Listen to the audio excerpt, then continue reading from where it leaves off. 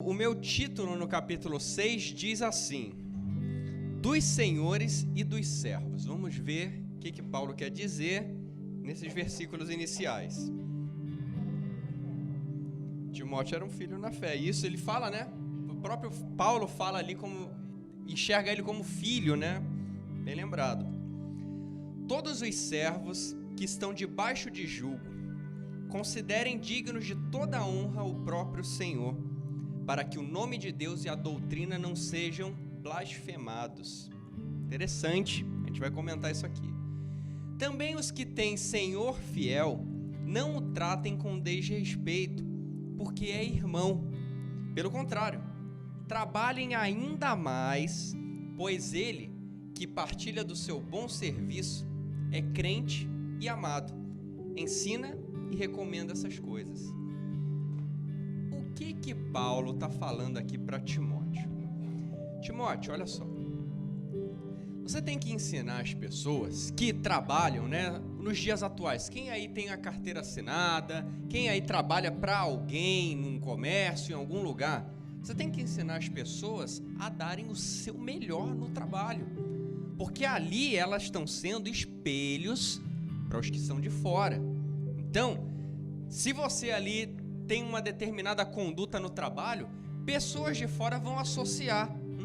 É cristão evangélico, é do bem, é do mal, é ladrão, não é ladrão, é malandro, não é malandro. Então, Timóteo, você tem que primeiramente ensinar as pessoas a terem esse bom exemplo no trabalho, com os seus senhores, né? Aqui ele fala com os seus senhores, ou seja, com o seu chefe, com as pessoas às quais você trabalha, para que seja glorificado o nome do Senhor Deus. Mas tem um detalhe. Isso eu falo para o seu chefe aí que não é cristão, que não crê em nada, as pessoas aí do mundo, aí fora e tal, fora. Mas os que são, imagine você trabalhando para um irmão aqui da igreja. O irmão tem um comércio, tem uma empresa e você trabalha ali, Deus te abençoou com esse trabalho aqui da igreja. Aí tem um detalhe interessante que a gente precisa perceber. Por experiência, às vezes quando um chefe ou alguém que tem um cargo, né, de gestão, um cargo de confiança, cede muito à vontade dos seus empregadores ali, cria muita intimidade e perde-se um pouco a autoridade. Imagina, eu na posição de um gestor, tenho várias pessoas aqui, e elas são meus amigos, né? Fazem isso, só que eu cedo muito da minha intimidade, do meu jeito legal de ser. Perde-se alguma autoridade no trabalho. Autoridade no que eu digo, não é a falta de respeito, mas eu ligo pra ele, não tem problema não, tá tranquilo, tá suave, tá... E a gente esquece que, caramba, eu sou um funcionário, eu trabalho, eu tô fazendo isso e tal. Principalmente com irmãos aqui da igreja. Pelo fato da gente partilhar a comunidade cristã, entende-se que somos pessoas do bem. Poxa, entre eu contratar uma pessoa de fora que faz qualquer outras coisas que não condizem com a minha fé, com a minha crença, eu prefiro contratar um cristão. Mas, e se esse cristão não der um bom testemunho? Como que eu fico na comunidade? Aí ele trabalhou para mim de segunda a sexta-feira, chega no domingo, tá eu e ele aqui na igreja. E eu sei que na semana o cara trabalhou mal, faltou, chegou atrasado, não deu um bom exemplo de nada. Mas estamos aqui, domingo aqui na igreja, eu e ele. Como é que fica?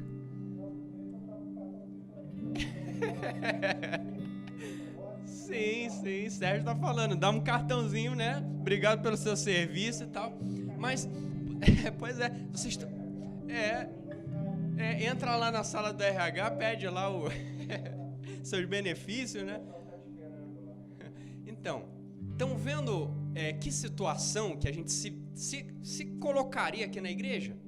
Na igreja, assim, eu digo na igreja porque seria muita coincidência a gente ser realmente um chefe, um funcionário aqui dentro da igreja. Mas na comunidade cristã, entre os cristãos, estão vendo que uma chave não está batendo ali com a outra porque poxa, se eu sei que eu tenho que dar um exemplo, e durante a minha semana eu não dou exemplo de nada...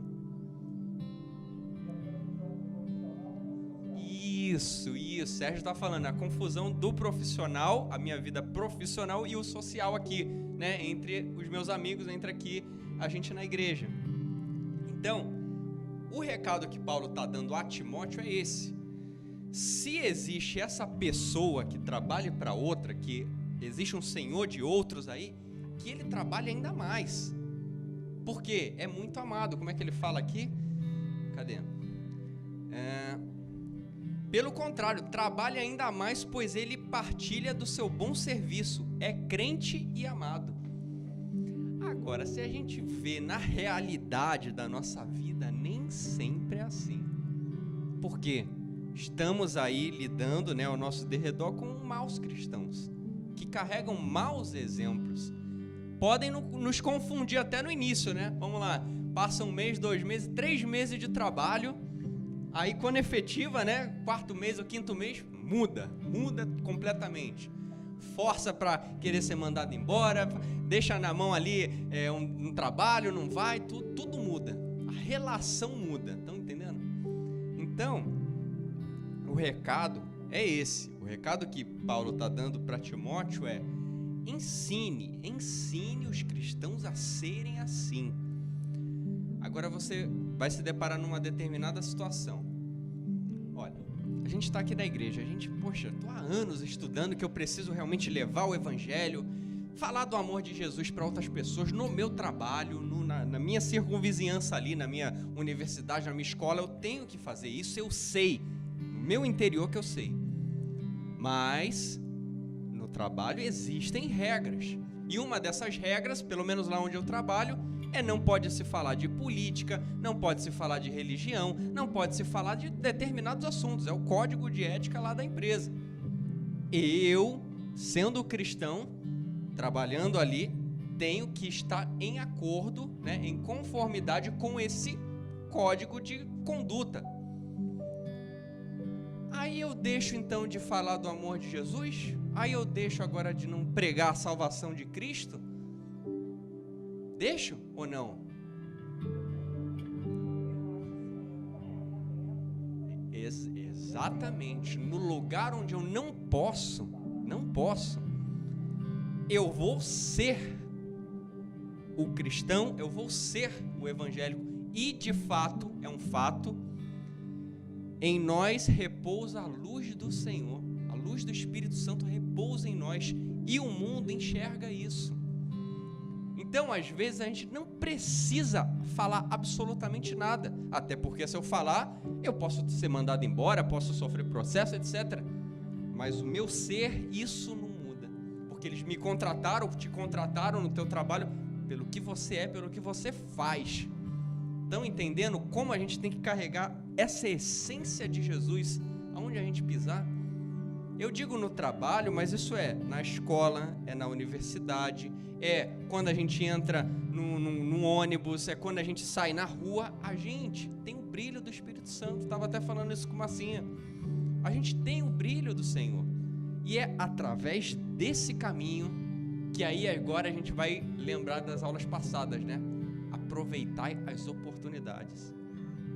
Porque você não vai poder falar, mas o Espírito Santo, ele conduz, ele prepara um campo, um dia, um horário, no almoço, na festa de aniversário, e você vai lá e faz, e tem o teu ato, né? A gente estudou já Atos dos Apóstolos e vimos diversos atos. Agora, se você olhar para a tua vida, quais foram os seus atos? Nesse dia eu preguei o Evangelho do Senhor para a minha família, para meus tios que não...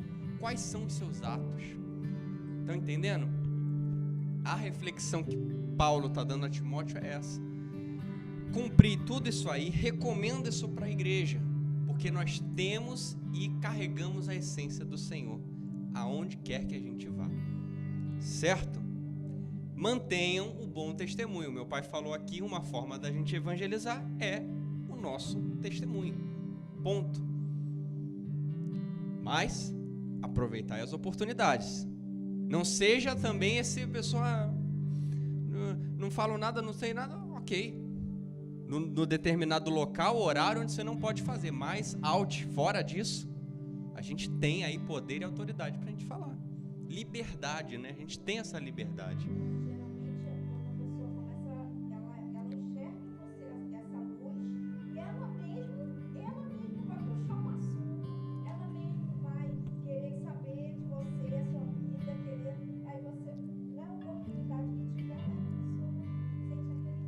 Aproveitar as oportunidades. A pessoa cedeu, né? A pessoa quis falar, ok, com sabedoria.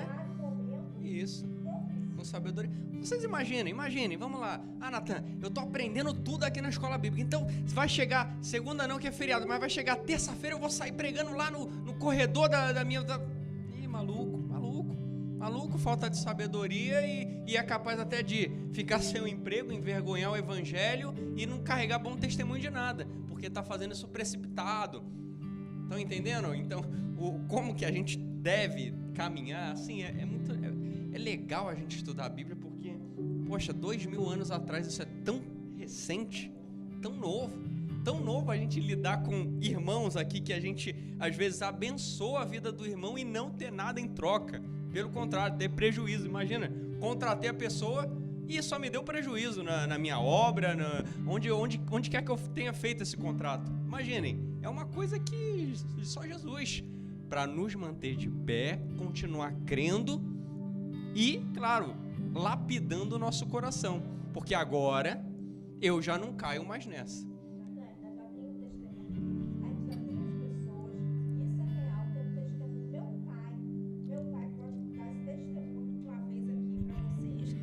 Oportunidade, ele vai falar melhor que ninguém. Mas Tânia já falou até no culto. Tem irmãos que chegam no trabalho e começam a falar em língua estranha. Começa a sair profetada para todo mundo que nem é cristão. Ainda se vê uma pessoa que é de outra religião, ainda fica amaldiçoando lá no trabalho. Meu Deus! Então, assim, é totalmente falta de vigilância, sem sabedoria, é horrível. E eu tenho esse exemplo dentro da minha casa, que meu pai testemunhou uma pessoa, né, Tony? Que trabalhou lá, só a graça. Contratou, né, pra mandar profecia, pra falar isso, pra falar que quando eu não quero nem saber, nem procurei saber e nem quero, sabe? Então as coisas, elas têm que ser coerentes e a gente tem que ter senso, né, de momento, de hora, de oportunidade. Beleza? Diga, Josi.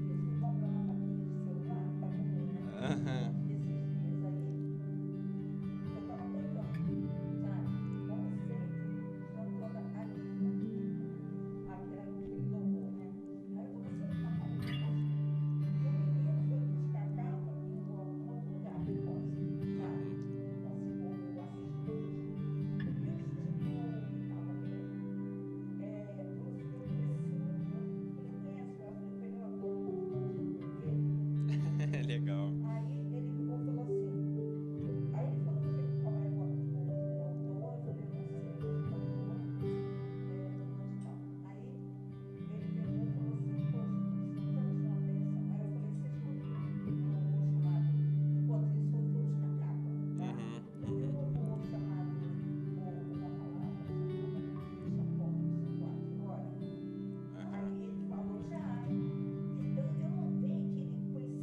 Conhecia a Bíblia, sim.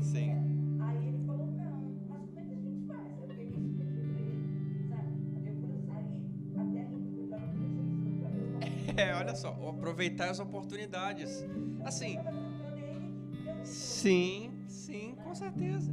Isso é uma coisa, assim, pro genuíno cristão, né? A gente que tá aí na caminhada de Cristo, que já deve ter acontecido com todo mundo uma situação parecida com essa. Do nada, aleatoriamente, alguém puxa um assunto, fala uma coisa e você já saquei que eu preciso deixar aqui a mensagem de arrependimento, de amor, de tudo mais, sabe?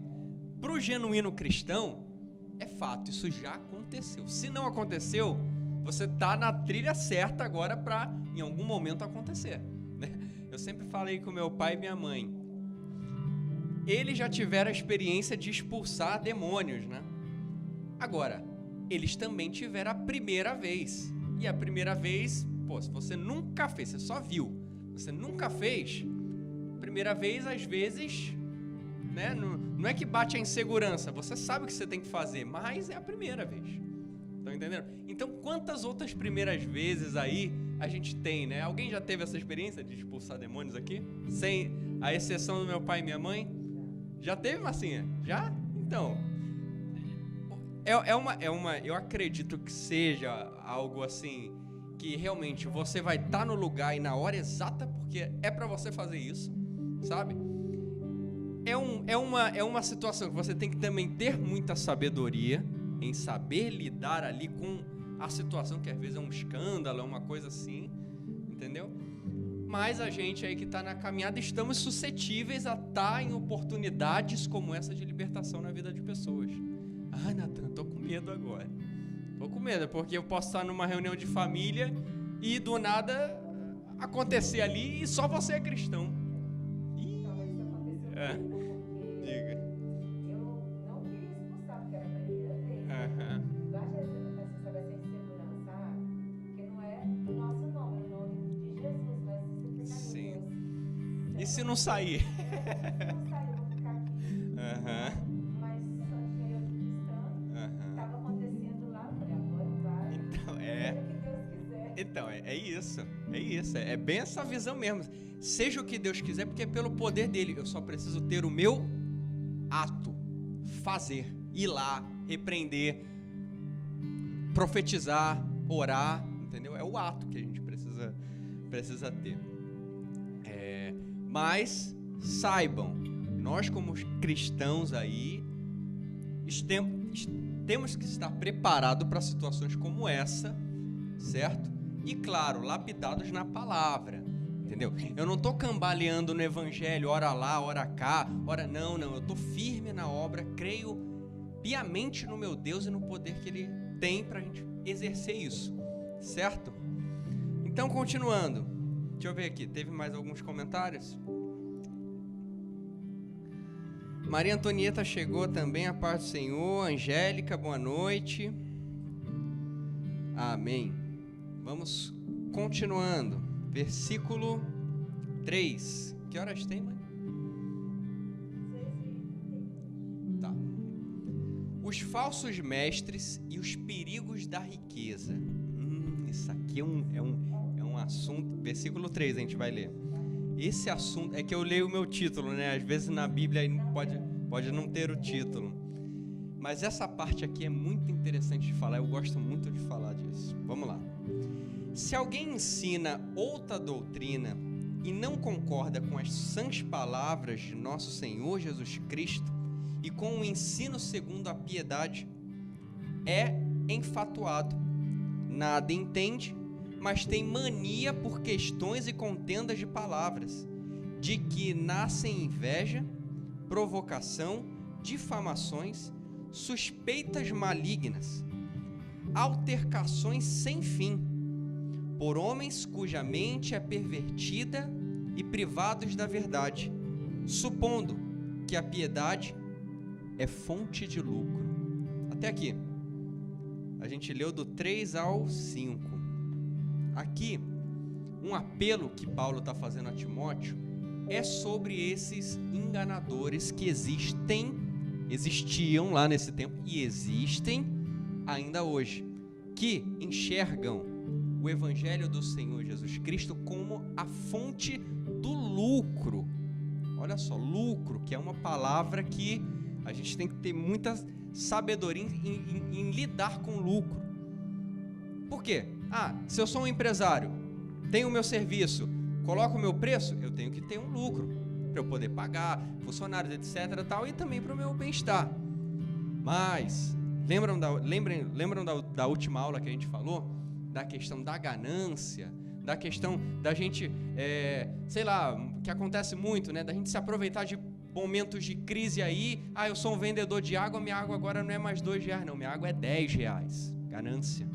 Então, a gente como cristão não abomina o lucro, mas a gente abomina a ganância que a riqueza, que o dinheiro, que o lucro pode nos gerar.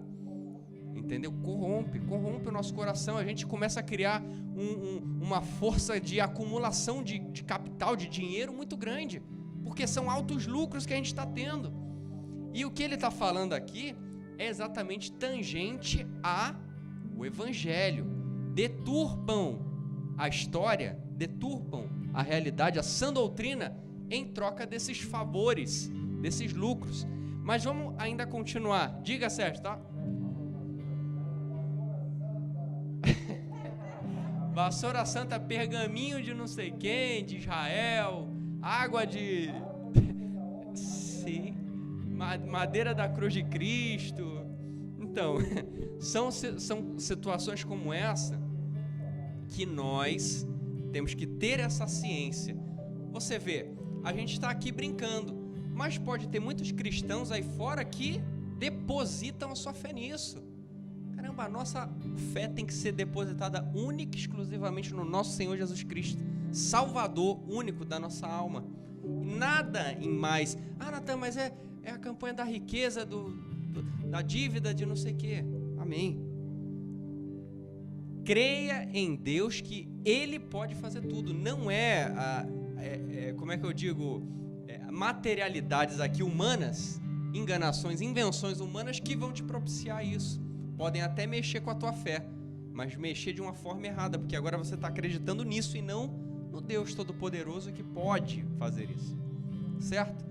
Mas ele continua, Paulo ainda continua falando, aqui ó, 6, de fato, grande fonte de lucro é a piedade com o contentamento, guardem essa palavra, porque nada temos trazido para o mundo, nem coisa alguma podemos levar dele.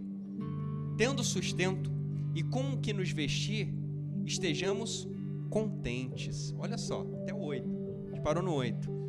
Olha só que isso aqui é um ensinamento muito precioso para Timóteo, mas vamos carregar para a nossa vida também. Contentamento. Ou seja, Deus nos ensina a ter uma vida onde a gente vai correr atrás, a gente vai trabalhar, a gente vai criar nossa família, sim, Ele nos ensina isso. Multiplicar nossa família, sim, Ele nos ensina isso. Mas uma preciosidade que Paulo está ensinando a Timóteo, que também está nos ensinando, é a gente ser contente com o que nós temos. Ah, Natan, peraí, ainda não ficou claro, Ele fala aqui, ó, se temos o que comer, temos o que vestir, a gente não precisa, né? A gente tem que ficar contente com isso, porque é o que nos basta. Em diversas vezes, algumas vezes que eu até ministrei a oferta aqui, eu sempre tiro essa reflexão de mim, eu digo por Natan mesmo. Eu tenho muito mais coisas as quais eu preciso. Vamos dizer assim, eu tenho minha Bíblia, minha câmera aqui, meu isso, meu aquilo. Só que isso é muito mais do que eu preciso, porque o que eu preciso, aqui ó, o Senhor me sustenta. Minha saúde, minha vida, meu alimento diário, o maná diário, nunca na minha vida faltou alimento, porque o Senhor teve misericórdia de mim e me sustentou como um pai que cuida de um filho. Então, isso é o que nos basta e nos mantém contente. Por quê? Agora vejam se isso está condizente com o mundo. Quanto mais riqueza a gente tem, mais preocupações a gente também carrega junto. Nunca é uma situação assim, só te dou e você fica contente. Não. Agora que eu tenho isso, eu tenho que colocar seguro, eu tenho que pagar, eu tenho que ver segurança, eu tenho que andar assim, eu tenho que tirar porte de arma, eu tenho que contratar isso, ou seja, você até alcançou uma determinada posição na sociedade, na vida, mas atrás vem todas as continhas, né, as taxas que Satanás não deixa barato, porque são riquezas do mundo. Aí você fala, ah, Natan, então é errado ser rico. É errado. Pelo que você está me falando, então, eu não posso correr atrás das minhas coisas, né?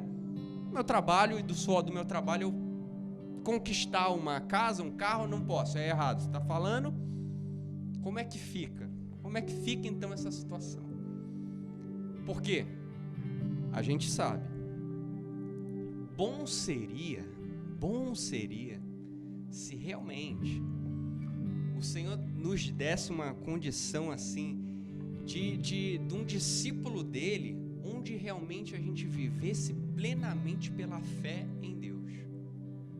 Se eu estivesse falando isso para vocês, eu poderia estar sendo um hipócrita, porque não é na minha pele. Não é na minha pele que eu estou falando, vivem pela fé em Deus, porque Ele irá suprir a sua vida. É uma verdade, mas uma realidade que às vezes não é bem assim. Assim, sejamos sinceros. Uma verdade relativa, uma realidade ali para determinado grupo, mas para uma igreja, para a comunidade cristã, assim, Natan, eu não quero que você aborte a minha fé, porque eu creio que o Senhor Deus nos supre. Se a gente mantém aí um caminho íntegro com Deus, Ele nos supre. Mas, se eu ainda não tenho, mas se eu tenho uma boquinha para alimentar, um filho, uma esposa, Deus vai me suprir. Deus vai suprir eles também. Mas, em alguns momentos da nossa vida, isso pode sofrer uma variação. Basta a gente andar ou entrar num caminho aí desviado, né, dos santos e retos caminhos do Senhor. Por quê? Momentos de necessidade poderão vir. Como que você vai lidar com isso, sendo que você sempre manteve uma vida dedicada a Deus e não à tua profissão, ao teu trabalho, às tuas conquistas? Lembre, o errado não é a gente ser rico. Poxa, tem tantos exemplos aqui na Bíblia de pessoas poderosíssimas. Poderosíssimas. Jó, Salomão, Abraão, poderosíssimas. Mas ao mesmo tempo que eram poderosíssimas, eram poderosas também em abençoar, em dividir, em compartilhar. Então, não é errado a gente ter as nossas conquistas, tão somente se a qualquer momento o nosso coração consiga se desprender delas, o que não é, que é difícil. É difícil. A gente se desprender de um bem que a gente conquistou a vida inteira, né? Eu vejo muitos parcelamentos de casa, 30 anos para pagar, 35 anos para pagar a tua conquista na tua vida. E você se desprender assim não é fácil. O Senhor nos molda a ter um coração assim, desprendido de tudo. Então, se você se sente nessa situação, ótimo, você está numa caminhada. Uma caminhada que você vai começar a perceber que eu tendo ou não tendo, para mim tanto faz. Bendito seja o Senhor Deus, que me deu, que me propiciou isso. Porque uma coisa que ele fala interessante, a gente já ouviu muito isso, né? Olha só. Cadê?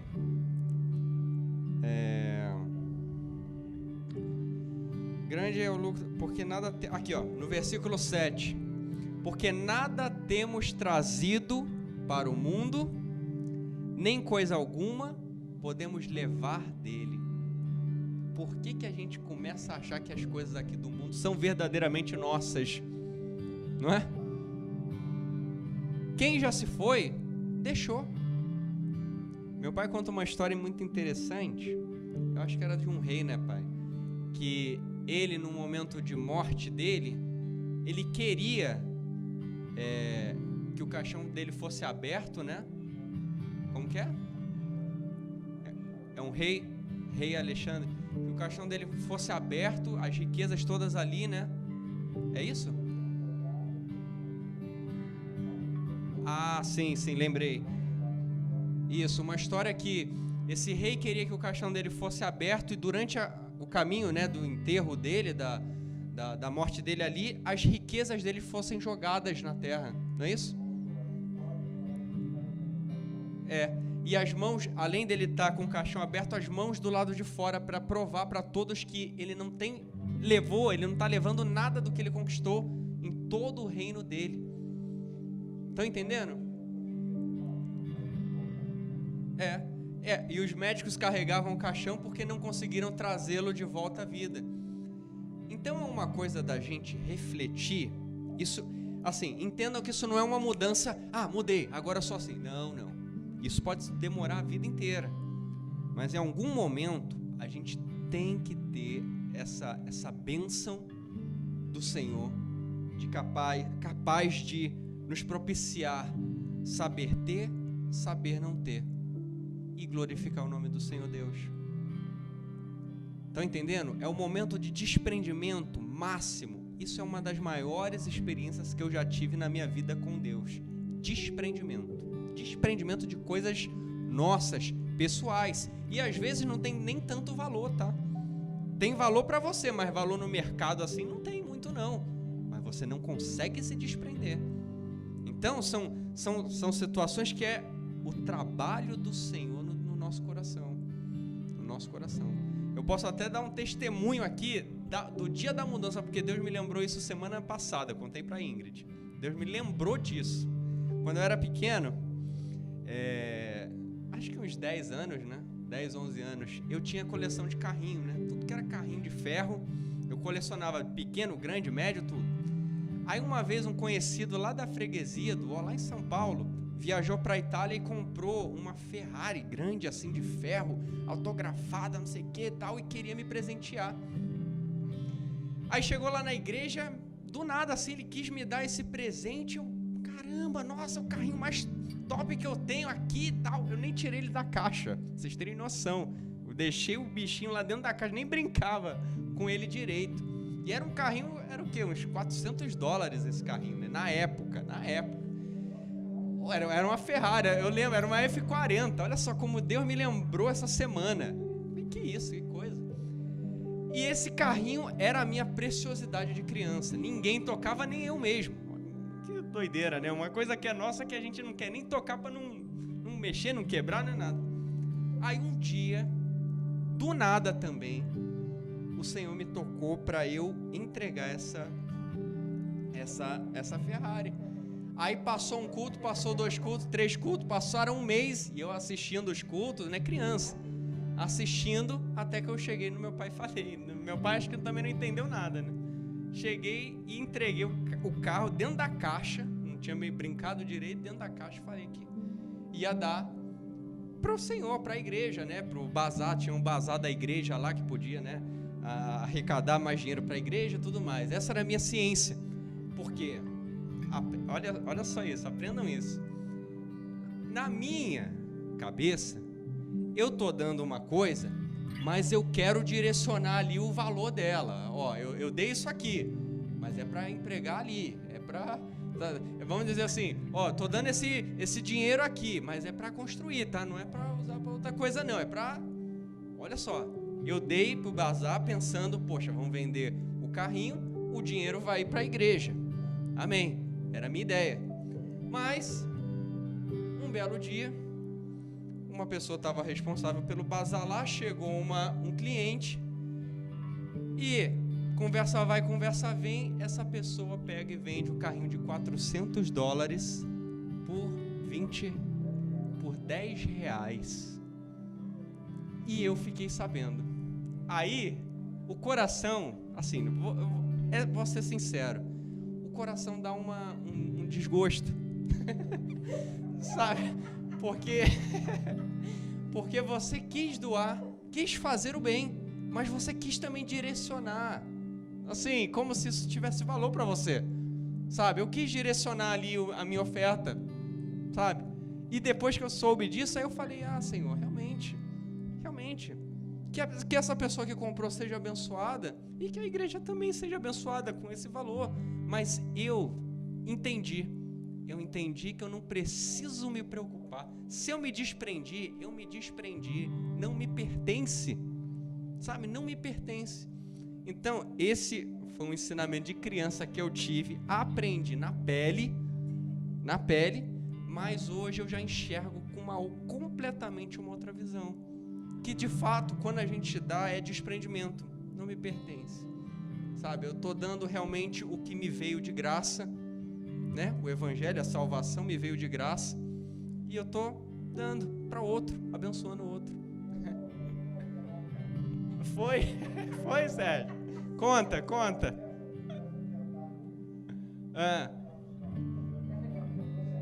Foi?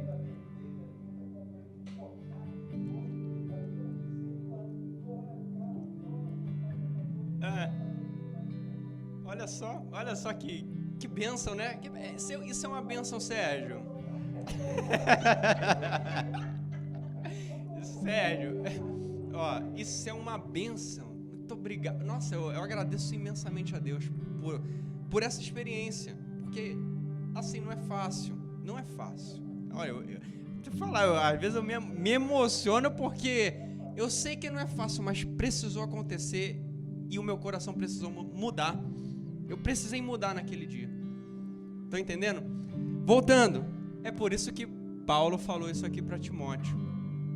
Vocês não trazem nada do mundo e vocês também não levam nada do mundo. A gente que acha que tem alguma coisa que está pertencendo a outra coisa. Que horas tem? Eita, mais 10 minutos, meu Deus. Vamos lá, acho que a gente não vai acabar então hoje. Vamos deixar esse finalzinho para a aula que vem, mas a gente vai entrar na segunda carta na aula que vem também. Paramos no 8, né? Vamos para o 9. Ora, os que querem ficar ricos caem em tentação e cilada, em muitas concupiscências insensatas e perniciosas, as quais afogam os homens na ruína e perdição. Porque o amor do dinheiro é raiz de todos os males. E alguns, nessa cobiça, se desviaram da fé e a si mesmos se atormentaram com muitas dores. É aquilo, né? Nada é de graça, mas quando a gente vê, sei lá, um determinado produto, mercadoria, etc., com um preço muito abaixo, às vezes, a gente é tentado pelo dinheiro. Poxa, tá muito barato. Então você vê, raiz, ele fala aqui, de todos os males. Tudo que é mal deriva do dinheiro. Aí eu falo, dinheiro então é uma maldição, é uma praga. Cuidado, pra gente não cair nessa cilada. Por quê?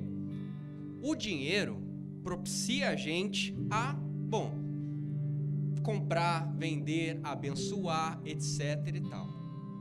O que ele fala aqui é a questão do amor ao dinheiro. Como é que ele coloca? Deixa eu ver. O apego, né? Aqui. É raiz de todo... Porque o amor do dinheiro é a raiz de todos os males. Amor. Olha só, é uma palavra muito forte quando a gente fala amor, porque quando vem na cabeça, amor. Amor que eu tenho pelo meu filho. Entre meu filho e um dinheiro, é meu filho. É o amor que eu tenho a ele. Mas, quando no nosso coração, no nosso entendimento, existe essa raiz, a gente começa a amar o dinheiro como eu amo meu filho, como eu amo minha esposa, como eu amo minha família. Estão entendendo? Então, a gente tem que ter essa sabedoria. O dinheiro, ele só vai ser uma maldição se você tiver amor por ele. Amor.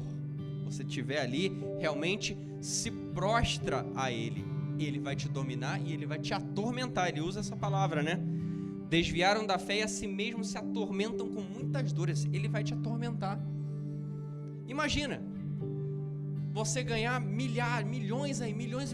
Primeiro, onde você vai colocar?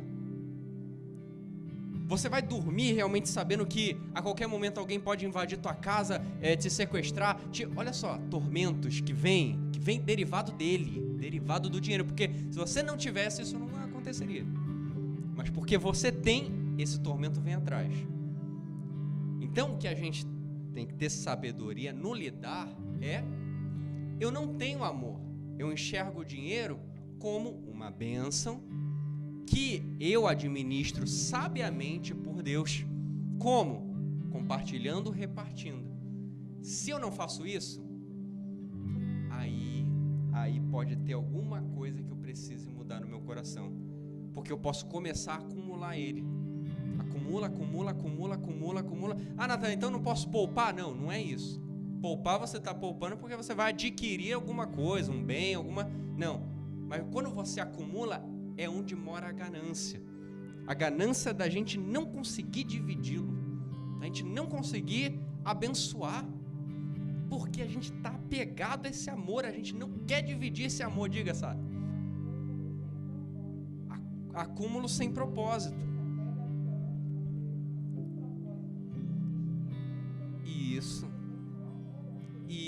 Isso. É fácil a gente dizer. Quando a gente observa algumas crianças são bem apegadas a alguns brinquedos, de modo que elas não dividem o brinquedo. Apego ao brinquedo é como nós adultos.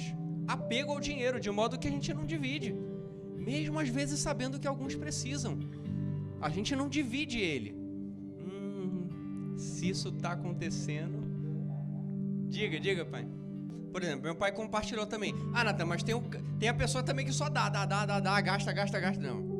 Aí também, entendeu? É falta de sabedoria, de administrar mesmo, né? De planejar. Quantas vezes Jesus fala aqui? Planejar com antecedência as coisas, tudo. Ou seja, é você realmente planejar a tua vida financeiramente. Aí você entra no cartão de crédito, no cheque especial, 18 vezes no boleto. Ou seja, Deus até te abençoou com o dinheiro. Não é? Então, estão vendo a raiz de todos os males? Raiz de intriga entre a família.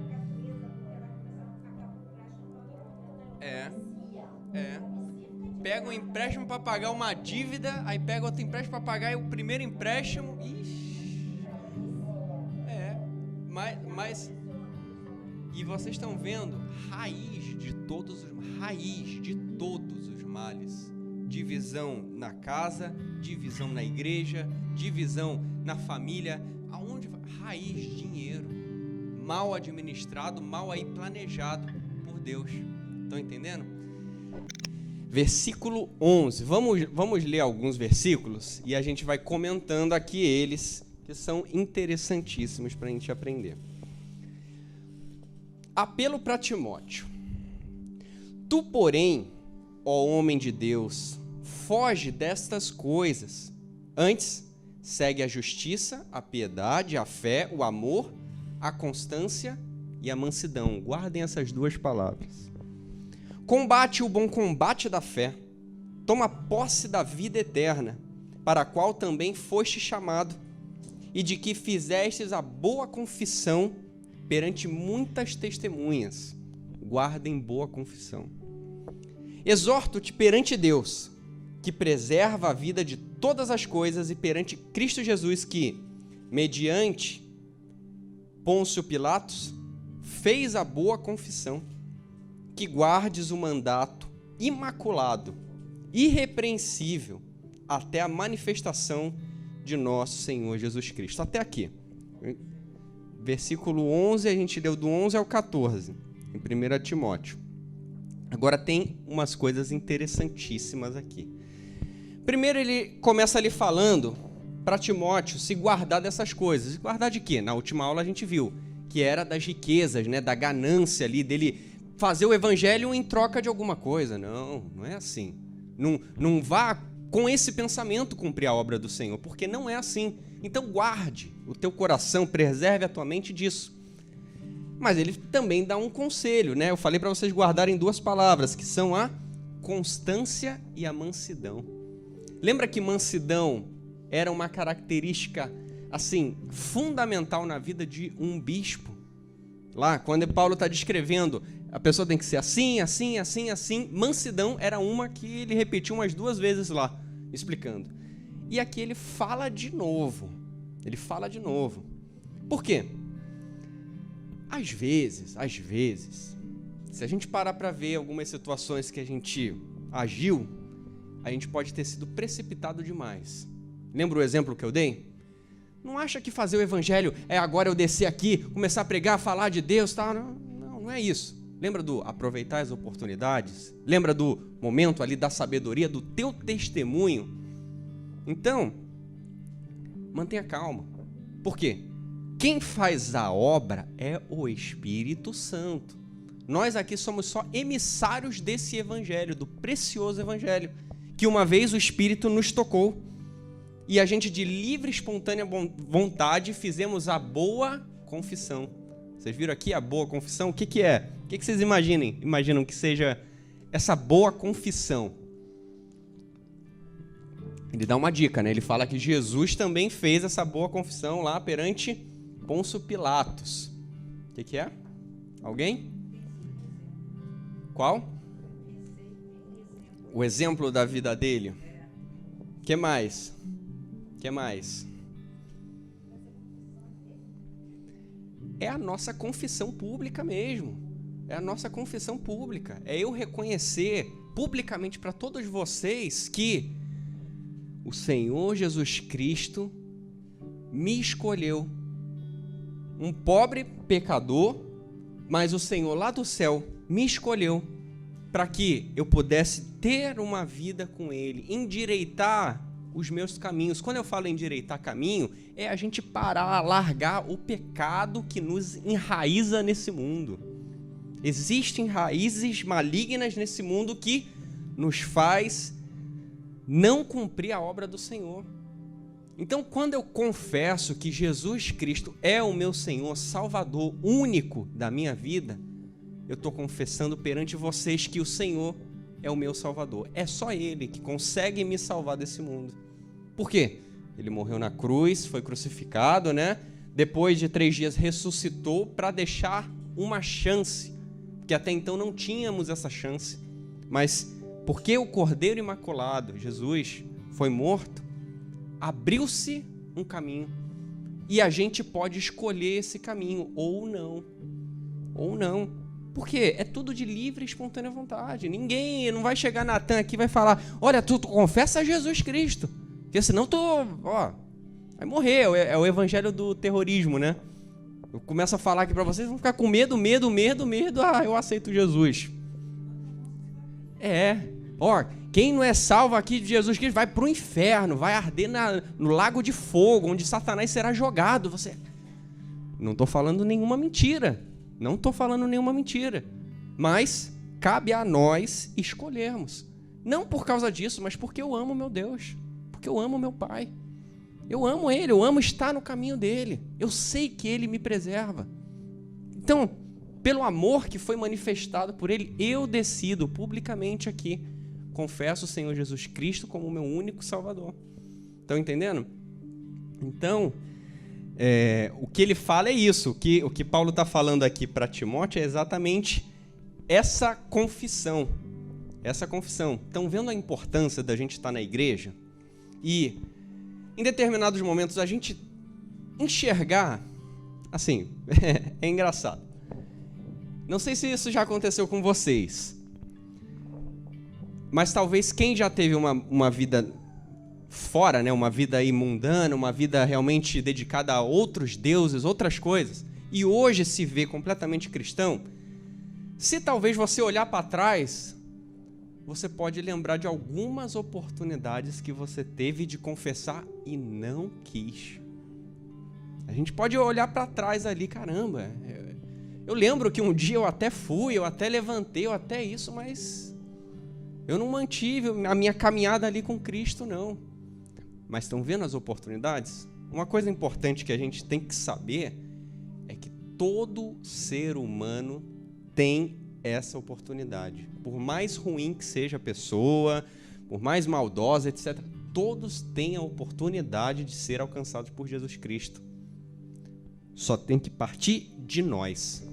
É de nós. A gente está aprendendo aqui na escola, a gente ora, a gente louva, tudo, como uma forma de aprendizado. Poxa, eu estou aprendendo sobre o meu Deus, sobre a salvação dele, sobre o poder que ele tem de curar, de manifestar realmente o seu reino aqui.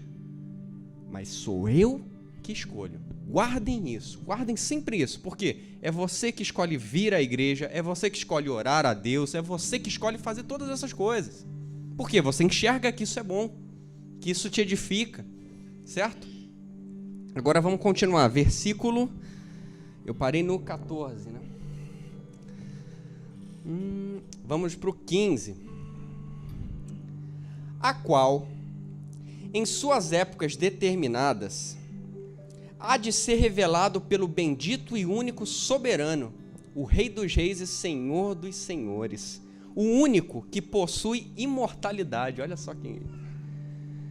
Que habita em luz inacessível, a quem homem algum jamais viu, nem é capaz de ver. A ele a honra e o poder eterno. Amém. Isso aqui é quase que Paulo está evangelizando Timóteo de novo, está lembrando ele ali do magnífico dia que será o retorno de Jesus Cristo, né?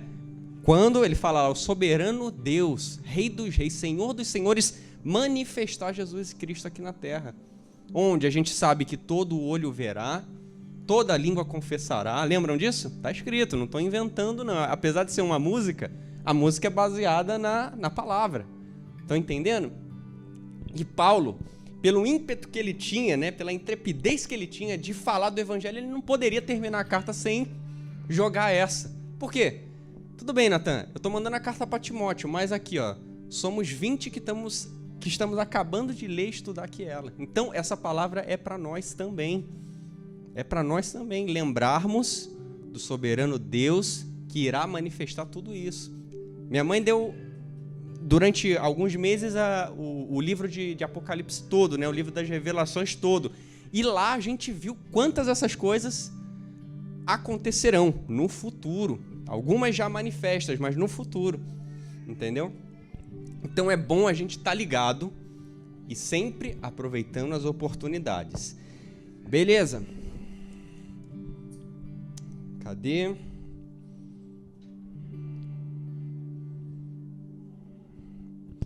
Engraçado que ele fala, né? Imortalidade. O único que possui imortalidade. Interessante, né? Ele fala único. Claro que a gente daria 1 milhão de aulas aqui e a gente não teria um conhecimento suficiente, né? Mas a gente poderia até entrar, único o Senhor? Então anjos morrem? Então Satanás um dia também? Por quê? É o único, somente Deus. A gente sabe, mediante a Bíblia, que Satanás será jogado também no lago de fogo, onde será consumido lá. E todos os anjos caídos, né, também, o inferno e seus anjos. Não é isso? Vamos lá. Engraçado. E se a gente parar e ver Adão antes de pecar? Era um homem imortal ou não? Morria ou não morria? Porque o pecado que leva a gente à morte. O salário do pecado é a morte. Não estou inventando nada. Você pecou, você está condenado à morte. Claro que a gente tem uma saída por Jesus, se a gente se arrepender. Mas independente disso, a morte o consumirá. Agora, Adão antes do pecado não tinha. Por isso que se fala, né? O homem foi feito à imagem e semelhança de Deus. Olha só que interessante. Muito interessante. Continuando. Para viver a eternidade. Acerca dos ricos, né? A gente estava falando na última aula sobre riquezas, pessoas ricas, etc. e tal. Vamos ver o que ele fala aqui, que ele está exortando Timóteo quanto a isso. 17. Exorta os ricos do presente século que não sejam orgulhosos, nem depositem a sua esperança na instabilidade das riquezas. Guardem isso. Mas em Deus, que tudo nos proporciona ricamente para nosso aprazimento. Que pratiquem o bem, sejam ricos de boas obras, generosos em dar e prontos a repartir. Guardem isso também. E que acumulem para si mesmos tesouros sólidos, sólido fundamento para o futuro, a fim de se apoderarem da vida, da verdadeira vida. De novo, Paulo está falando isso aqui para ele, porque na última aula a gente já comentou.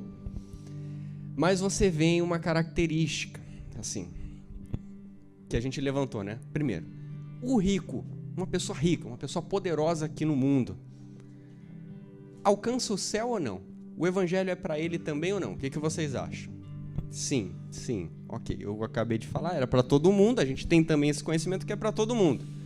Tá, mas então por que Paulo está falando aqui especificamente desses? Por quê? Ele usa uma palavra interessante, para que eles não depositem a sua confiança na instabilidade das riquezas. Eu usei um exemplo do meu pai, sempre me contou essa história, né, daquele rei que queria que o caixão dele fosse aberto, com as mãos do lado de fora, as riquezas deixadas aqui, para ele mostrar às pessoas que ele não está levando nada disso, né, para a cova, tudo fica aqui. Mas quando ele fala instabilidade da riqueza, olha só, porque isso aqui é muito interessante. Há alguns minutos atrás a gente leu sobre a mansidão e a constância no Evangelho. Isso tem um pouco a ver. Primeiro, o que é, Natan, eu ser uma pessoa constante? O que vocês entendem? Uma pessoa constante na obra, o que vocês entendem? Como é que vocês visualizam? Essa pessoa, ela não tem altos e baixos, não. Ela está seguindo um caminho aqui realmente direcionado para o céu. É isso que vocês entendem? A constância. Ela não está indo para baixo, sobe, desce, sobe. Ora eu estou bem com Deus, ora eu estou longe, ora eu não quero nem saber, mas ora eu estou perto. Ou seja, está mantendo uma linha, certo? Agora, fiquem comigo para vocês perceberem isso na própria vida de vocês, e eu também vou fazer isso. O que nos tira dessa constância? O que nos faz, escolhi, aceito Jesus, vou seguir o caminho dele, vou cumprir o meu ministério, tenho uma missão, tô indo. O que me faz sair da constância, né? Tô indo numa linha. O que me faz cair? O que vocês acham? Pecado, as coisas da terra, o que mais? Soberba, lutas, o que mais? Concupiscências. Ou seja, tudo isso me tira da constância. Ok. E quando ele fala instabilidade das riquezas, vocês já associaram alguma vez, eu estou me incluindo nessa, a sua dedicação maior a construir tua vida, a correr atrás mesmo, porque o trabalhador é digno do seu salário, mas por falta de sabedoria, eu mantive essa vida. Só que eu me distanciei um pouco. Eu sinto. Poxa, caraca, eu estava quase que todo dia na igreja, eu estava fazendo isso, evangelizando minha família, eu estava falando com meus amigos, só que agora eu estou full time, estou o tempo todo ali trabalhando. Estou errado ou não? E aí? Estou errado ou não? Há de se pensar. Primeiro, por quê? Natan, tá errado para quem? Porque você está trabalhando, tocando tua vida? Diga.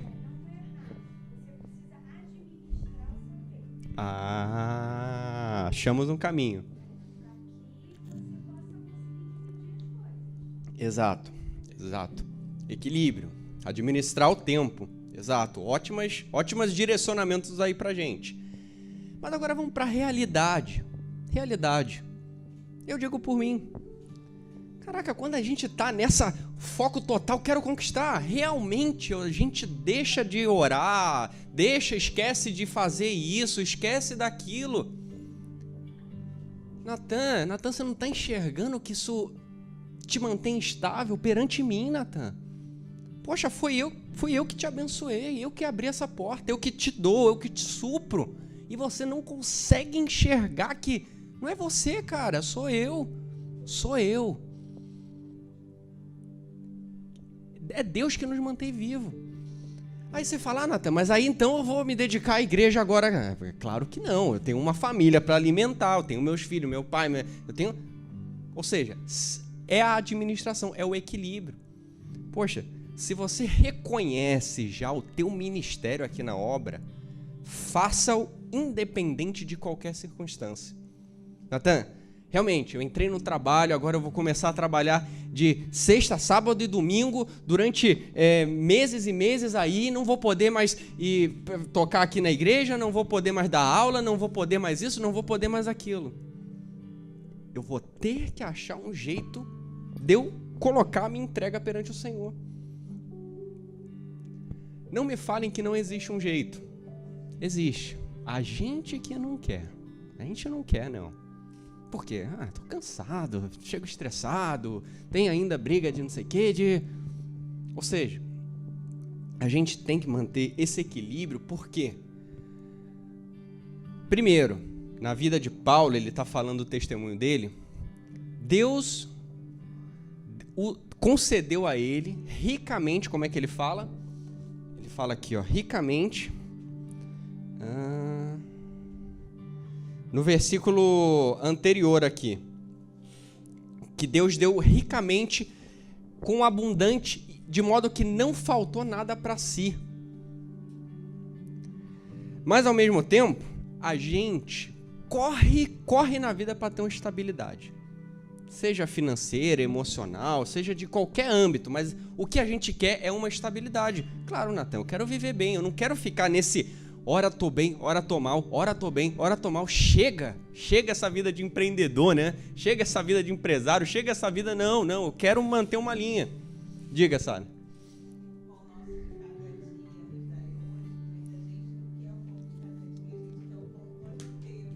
Isso. Olha só, eu acho que eu falei isso na última aula, né? Lembra lá do povo judeu quando estava saindo, né? E eles tinham um suprimento do maná diário. Mas lembra uma coisa que Deus falou para eles, para Moisés lá? Come o de hoje, não guarde para amanhã. Olha só. E a nossa maior preocupação na vida é o dia de amanhã. Caramba, amanhã é segunda-feira. Nossa, não tenho trabalho, não tenho isso, não tenho dinheiro, vai cair o cheque, vai cair a conta. O amanhã. Tudo aí, a minha preocupação está no dia de amanhã. Quando Deus fala que eu te dou hoje o pão diário, amanhã eu sou Deus. Depois da manhã, continuo sendo Deus. Não é você que crê em mim? Ou essa fé tá meio mais ou menos, né? Não tá constante? Ora a gente acredita pra caramba, né? Nossa, ora tem dia que a oração até a gente sente diferente. Ora tem dia que nem orar a gente quer. Tem dia que nem ir pra igreja a gente quer. Tem dia que nem fazer as obras aqui, o ministério, o evangelizar a gente quer. Não quer nada. Vai ficando morno, né? E no Apocalipse fala, né? O morno ele será vomitado, né? Porque ele não é nem lá e nem cá. Ele se torna pior, sabe? Porque é o cara que tá, sabe? Inconstante. Certo? Então, continuando. Deixa eu ver aí se tem alguns comentários aqui. Maria Antonieta, meu avô Paulinho também assistindo. Boa noite. Eu e Tereza estamos acompanhando a aula cristã no culto e na oração, fazendo parte dessa corrente do bem. Minha tia aqui também. Maria Antonieta, um beijo. E vamos continuando. Estou sentindo falta aí de muita gente, mas acho que é porque vocês estão aqui, né? Então estamos focados aqui, certo? Ah, todo mundo ficou em modo avião. Sim. Quem me deu essa dica foi Ingrid. Quando vai fazer TCC, essas coisas lá, modo avião. Porque até para o estudo mesmo, né, para a carreira, se tu não se desliga, a gente se perde. Não adianta se enganar. Não vamos se enganar. A gente se perde sim. Certo? Vamos lá. Continuando. Ah, tem um comentário aqui interessante no 18. Que pratiquem o bem, sejam ricos de boas obras, generosos em dar e prontos a repartir. Na última aula a gente falou sobre a questão do desprendimento do mundo. Por quê? Se Deus nos deu generosamente, a gente tem que ter o sentimento de desprender, porque pertence a Deus. É igual a gente entender o dízimo, né? Ou ofertas, a gente fica achando que é a gente que dá, não. Quando eu descobri isso, eu falei, caramba, como é que pode a gente ter uma arrogância de achar que sou eu que estou dando o meu dízimo, a minha oferta? Não. Quando a gente está devolvendo o que pertence ao Senhor. Nada é nosso.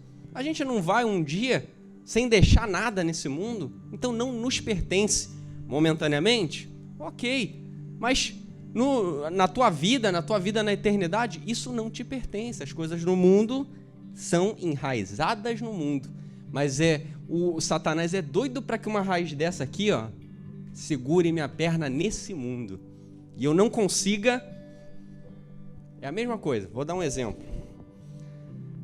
Isso acontece, se a gente parar para ver, muito com pessoas assim que sei lá, ganham na Mega Sena, ganham muito dinheiro, muita grana, muito isso, muito aquilo, e não consegue fazer a administração dele.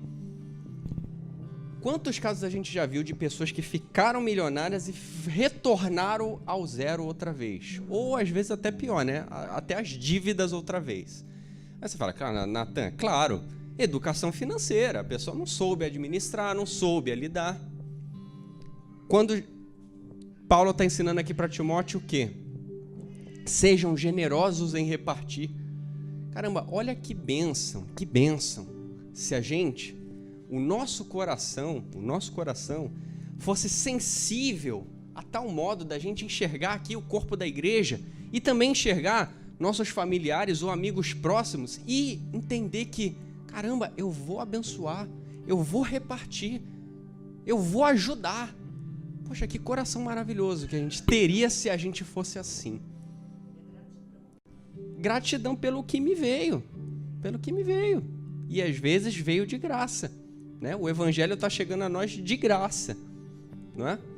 Agora, que coração que eu teria se a gente fosse genuinamente assim, repartindo tudo, claro, administrando. Lembra lá que a gente também não podia gastar, não é isso. Com moderação, ele fala aqui, com moderação também. Mas que coração maravilhoso, porque isso é uma das maiores mudanças que o evangelho faz na vida de uma pessoa. É a capacidade dela se desprender, enxergar somente Jesus, Salvador da vida dela. Não é isso?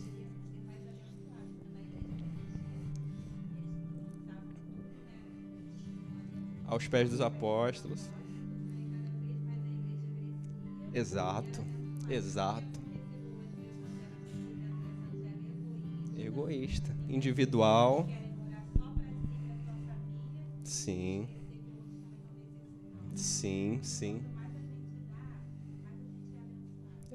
É um princípio, né, bíblico. Está escrito. Isso é muito verdadeiro, Sara. Isso é bíblico também e é muito verdadeiro, sabe?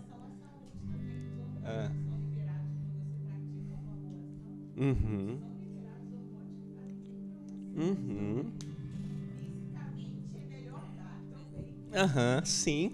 Olha só que ligado, né? Ligado ao nosso corpo mesmo, físico, ao bem-estar da nossa mente, às vezes. Imagina, poxa, ganhei milhões e milhões. Tá, vou comprar um carro de R$1 milhão, vou comprar uma casa disso, vou comprar um sítio disso, uma casa da praia disso, tal. Minha cabeça vai ficar como? Caramba, será que vão me roubar? Será que vão me sequestrar? Vou ter que contratar segurança? Vou ter que fazer isso? Vou ter que contratar alguém? Ou seja, já tá a cabeça atribulada.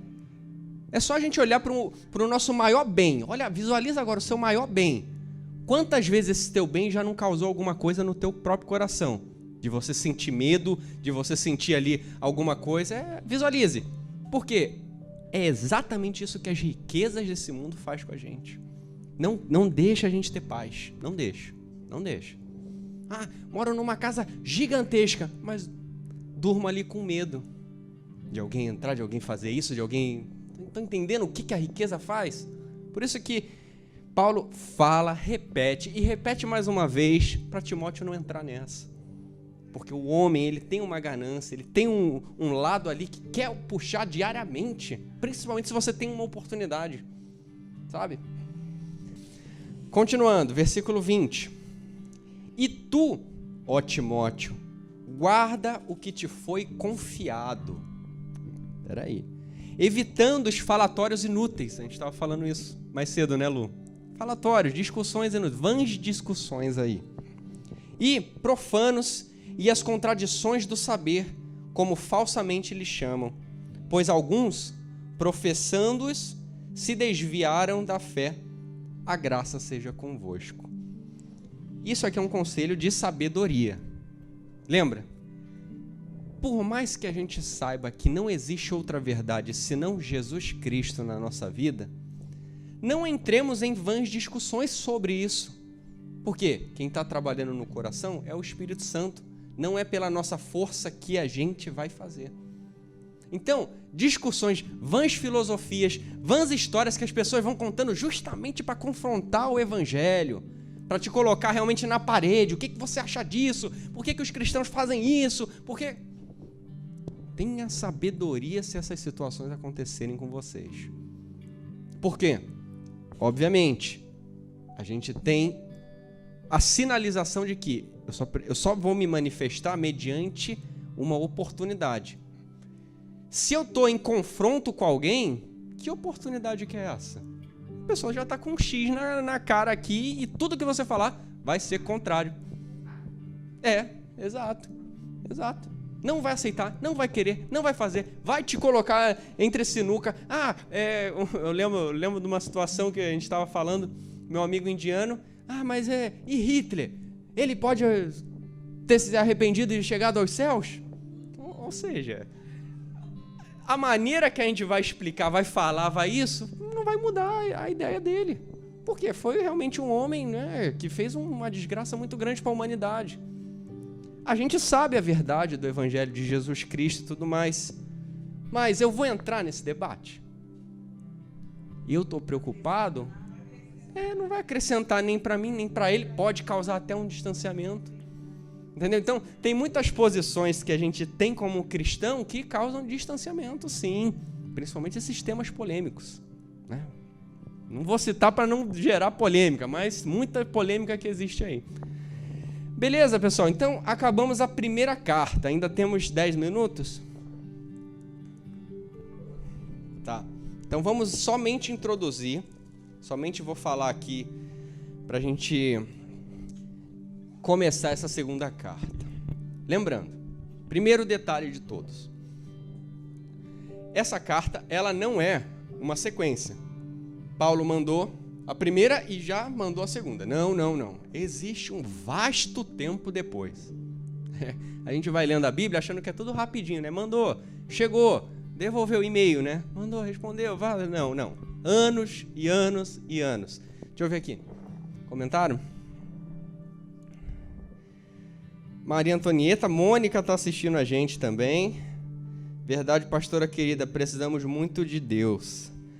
Ora, se Deus veste assim a erva do campo que hoje existe e amanhã é queimada no forno, não fará ele muito mais por vós, gente de pouca fé? Era esse versículo. Do pardal encontrou asa, encontrou... A andorinha encontrou ninho. É um salmo, né? Isso. Muito bem. Então, recapitulando. Segunda carta. Já conseguiram entender que não é e-mail, papum, WhatsApp, vai, mandou, já recebe uma resposta. Não. Existe um ano, anos de diferença. Só que acontece um fato muito, eu digo, triste pela pessoa de Paulo, mas também ele pode não enxergar isso como uma tristeza, não. Ele pode enxergar justamente isso como um benefício, que é a prisão dele. Então, na primeira carta, Paulo está livre. Paulo ainda tinha aspirações de viajar, de fazer as missões, de preparar realmente Timóteo para ir para Éfeso e tudo. Ou seja, está no espírito ali de fazer acontecer o evangelho.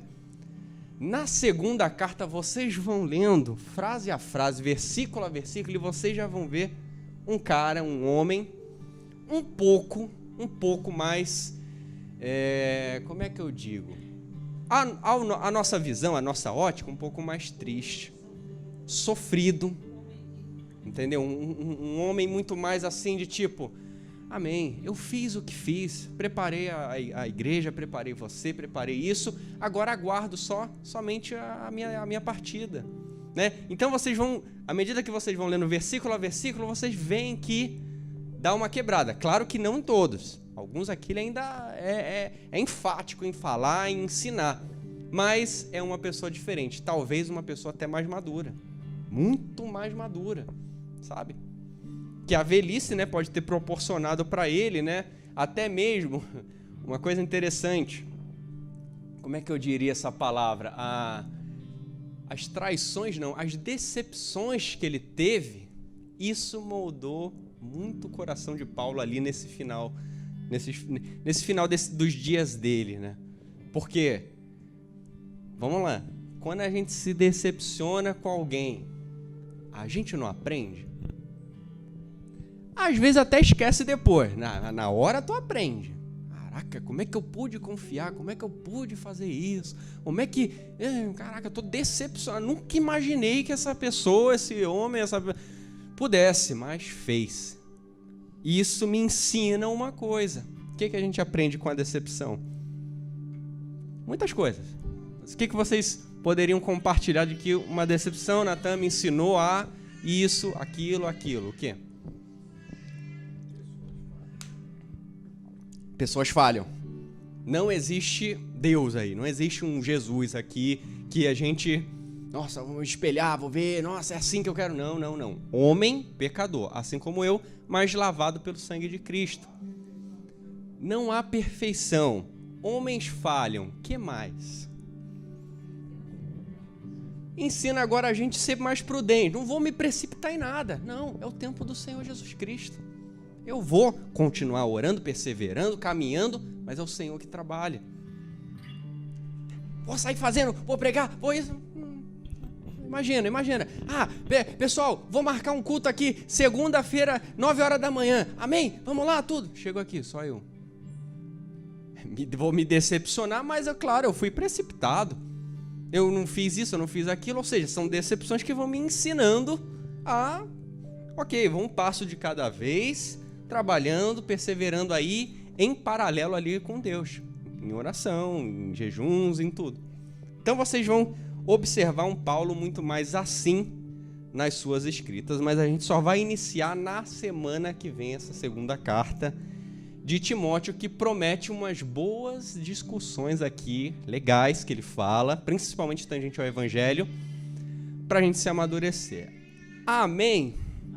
Amém.